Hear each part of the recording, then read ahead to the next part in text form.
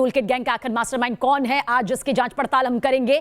इस बीच इसी से जुड़ी बड़ी खबर, निकिता की जमानत अर्जी पर फैसला आज होना है। बॉम्बे हाईकोर्ट में जमानत पर फैसला सुरक्षित रख लिया गया था। आज निकिता जैकब की जमानत पर यह फैसला सामने आ सकता है कि राहत मिलती है या फिर अभी आफत इसी तरह से बरकरार रहती है। शांतनु का जिक्र करें तो 10 दिनों की अग्रिम जमानत मिल चुकी है, कुछ दिनों की राहत यहां पर जरूर है, लेकिन टूलकिट गैंग का मास्टरमाइंड कौन है इसका खुलासा अभी पूरी तरह से होना बाकी है। क्या वाकई सोशल मीडिया के जरिए लोगों को भड़काया गया और इस कदर भड़काया गया कि गणतंत्र दिवस की गरिमा पर एक बड़ा प्रहार भी लगा। तो टूलकिट मामले में बॉम्बे हाईकोर्ट की औरंगाबाद पीठ ने एक्टिविस्ट शांतनु को 10 दिन की अंतरिम जमानत दे दी है। तो वहीं निकिता जैकब की ट्रांजिट अंतरिम जमानत पर बॉम्बे हाईकोर्ट ने फैसला सुरक्षित रखा। निकिता जैकब पर भी टूलकिट को एडिट करने का आरोप है। यह रिपोर्ट आप देखिए कि आखिर क्या कुछ आज तस्वीर रहने वाली है।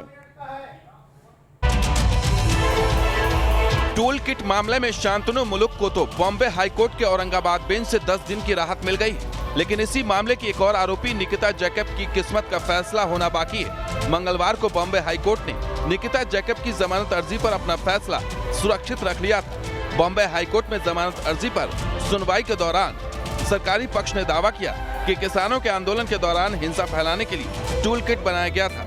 वहीं निकिता के वकील ने दलील दी है कि 26 जनवरी के काफी दिनों बाद टूलकिट सामने आया है और टूलकिट में कहीं भी हिंसा फैलाने की बात का जिक्र नहीं था।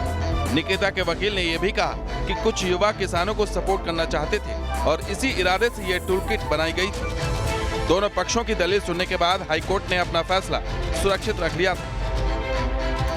सरकारी पक्ष ने यह दावा किया कि जो टूलकिट था वो हिंसा फैलाने के लिए बनाया गया था, लेकिन निकिता जैकब के वकील ने दलील दी कि दरअसल 26 जनवरी के काफ़ी दिन बाद टूलकिट सामने आया और टूलकिट में कहीं भी यह जिक्र नहीं था कि हिंसा फैलाई जाए। दरअसल कुछ लोग, कुछ युवक इकट्ठा हुए और वो चाहते थे कि फार्मर्स को सपोर्ट किया जाए और फार्मर्स के समर्थन के लिए ही यह टूलकिट बनाया गया था। हालांकि हाईकोर्ट की ओर से यह साफ कर दिया गया है कि जब तक उसका फैसला नहीं आ जाता तब तक दिल्ली पुलिस निकिता के खिलाफ कोई कार्रवाई नहीं कर सकेगी। इससे पहले बॉम्बे हाईकोर्ट के औरंगाबाद बेंच ने टूलकिट मामले में एक और आरोपी शांतनु मुलुक को 10 दिनों की ट्रांजिट अंतरिम जमानत दे दी है। एंटीसिपेटरी बेल ट्रांजिट मांगा था हमने 3 वीक्स का, मिला है 10 दिन का। 3 वीक्स वाज इनफॉर्मल बिकॉज वो कोर्ट्स का डिस्क्रिप्शन है कि कितने दिन का देना चाहिए, कि मैं कोर्ट में जाऊँ, वहाँ मेरे लॉयर से मिलूँ और अगर ज़रूरत हो तो इन्वेस्टिगेशन ऑफिसर से भी मिलूँ और उनको कोऑपरेट करूँ। ट्रांजिट बेल इसलिए है कि शांतनु को अरेस्ट नहीं होना चाहिए जब तक वो दिल्ली नहीं पहुँचते। एक बार दिल्ली पहुँचने के बाद वो वहाँ के लॉ की कस्टडी में है, he can take his course. Disha Ravi की गिरफ्तारी के बाद से ही शांतनु और निकिता जैकब पर गिरफ्तारी की तलवार लटक रही थी। हालांकि हाईकोर्ट के फैसले के बाद शांतनु को कम से कम 10 दिनों की और निकिता को फैसला आने तक के लिए तो गिरफ्तारी से राहत मिल ही गई है। मुंबई से शैलेंद्र सिंह के साथ टीम न्यूज़ नेशन। तो टूलकिट गैंग का कितना यहां पर असर पड़ा और कितने किरदार इसके हैं, ये आपको 6 तस्वीरों के जरिए दिखाने जा रहे हैं कि आखिर टूलकिट गैंग के वो 6 किरदार कौन से हैं।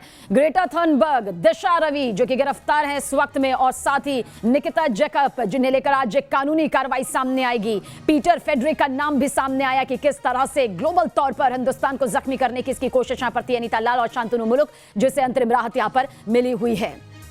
रोमान और शैलेंद्र हमारे संवाददाता हमारे साथ बने हुए हैं। सबसे पहले शैलेंद्र आपकी तरफ रुख करेंगे। आज कानूनी तौर पर क्या कुछ तस्वीर नजर आ सकती है? क्या निकिता को राहत मिल सकती है जिस तरह से, जिन फैक्ट्स के आधार पर शांतनु को अंतरिम राहत यहां पर मिली है, या फिर निकिता की मुसीबतें बढ़नी तय है?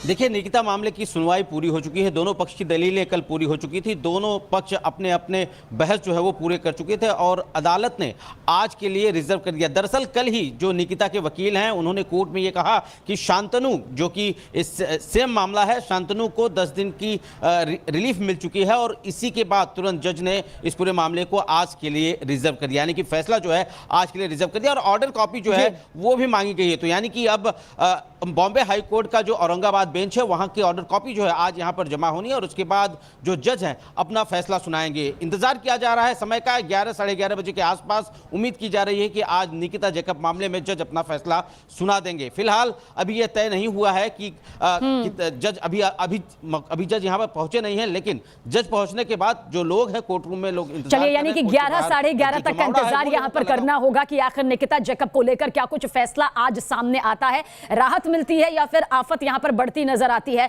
रुमान की तरफ भी रुख कर लेते हैं। रुमान, टूलकिट गैंग के किरदार एक के बाद एक लगातार बढ़ते जा रहे हैं, लेकिन अभी क्या कुछ कहा जा सकता है? इन किरदारों की जो तादाद नजर आ रही है फिलहाल वो इतनी सीमित नजर नहीं आ रही है और कुछ जांच तो यह भी कहती है कि यह दायरा और आगे बढ़ सकता है, 20-21 तक भी पहुंच सकता है।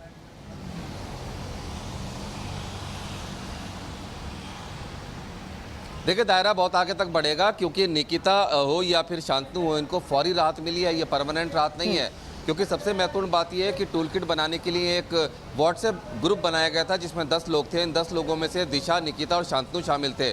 साथ ही साथ एक जूम मीटिंग हुई थी जिसमें एमओ धालीवाल और अनीता लाल के साथ में दिशा, शांतनु और निकिता ये शामिल हुए थे। मतलब शांतनु और निकिता और दिशा दोनों इस पूरे मामले में जो इलेक्ट्रॉनिक एविडेंसेस हैं उसमें कॉमन है, जिसमें दिशा गिरफ्तार हो चुकी है और जब तक शांतनु और निकिता को गिरफ्तार करके पूछताछ नहीं की जाएगी तब तक बाकी लोगों का खुलासा होना मुश्किल है। एक जूम मीटिंग हुई थी जिसमें 70 लोग शामिल थे, तो ये तादाद 70 तक और ज़्यादा तक जा सकती है। देश के अलग अलग शहरों में कई सामाजिक कार्यकर्ताओं पर ऐसी आशंका है कि वो इस पूरी बिल्कुल यहाँ पर उन किरदारों का जिक्र हो रहा है जो कि टूलकिट गैंग से जुड़े हुए रहे। आरोप आशंका के तौर पर ये तमाम तस्वीरें सामने आ रही है। रुमान, आपकी तरफ रुख करेंगे क्योंकि इसी से जुड़ी बड़ी खबर है इस वक्त की। टूलकिट कांड में 7वां नाम सामने आया है, अनीता लाल पुलिस के रडार पर है। आपको बता दें कि कनाडा के वैंकूवर में रहकर देश विरोधी साजिश का आरोप है अनीता पर, जिसकी तस्वीर भी इस वक्त आप देख रहे हैं। पोएटिक जस्टिस संस्था से जुड़ी हुई है अनीता लाल। धालीवाल के मुख्य डिजाइनर एडवाइजर के तौर पर अनीता लाल की यह भूमिका यहां पर सामने आई है। बहुत बहुत शुक्रिया रुमान जानकारी के लिए आपका। शैलेंद्र, आपका भी शुक्रिया। लेकिन आगे भी आपसे जानकारी लेते रहेंगे, अपडेट आपके जरिए दर्शकों तक पहुंचाते रहेंगे। इस वक्त की एक और बड़ी खबर, एक और बड़ी तस्वीर यहां पर देखिए किस तरह से है। दिल्ली हिंसा से जुड़ी हुई जो है आज की बड़ी खबर आपको दिखाएंगे, लेकिन जिस तरह से टूल किट का पूरा जिक्र हम यहां पर कर रहे हैं उसी से जुड़ी ये स्पेशल रिपोर्ट आप सबसे पहले देखिए।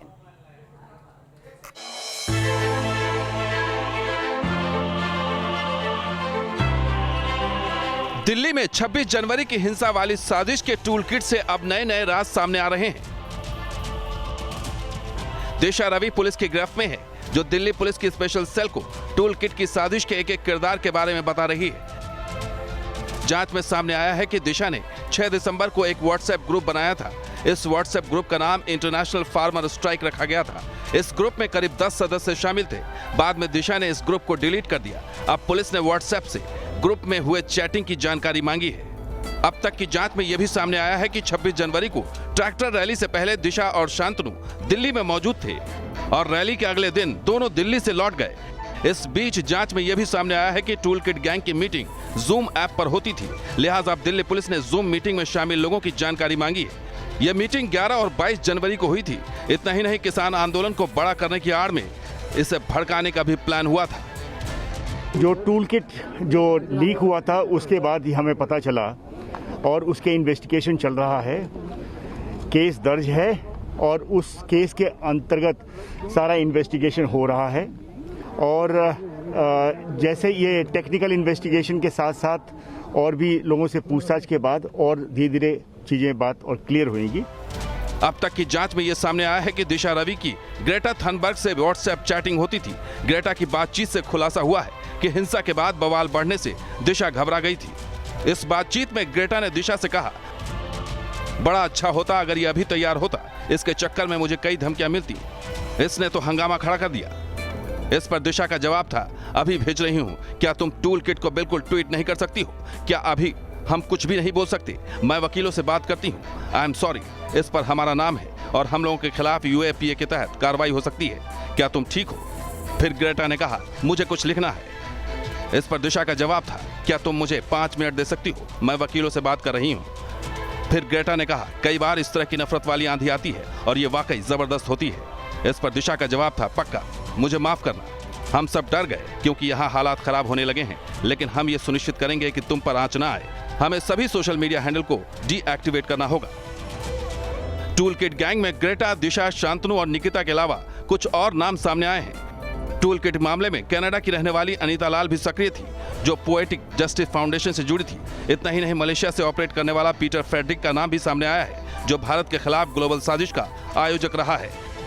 पीटर फ्रेडरिक का लिंक ISI से बताया जा रहा है, जिस पर 2005 से ही भारतीय सुरक्षा एजेंसियों की नजर है। टूल किट मामले का खुलासा होने के बाद 3 फरवरी को दिशा रवि ने ग्रेटा थनबर्ग से बातचीत में कहा कि उसके ऊपर UAPA के तहत कार्रवाई हो सकती है। मतलब साफ है कि वो घबराई हुई थी और उसको पता था कि वो देश विरोधी गतिविधियों में शामिल है। अब इस पूरे मामले में ISI कनेक्शन सामने आने के बाद फंडिंग की जांच भी एजेंसीज कर रही हैं। वीडियो जर्नलिस्ट जगदीश के साथ रुमानुल्लाह खान, न्यूज़ नेशन, दिल्ली।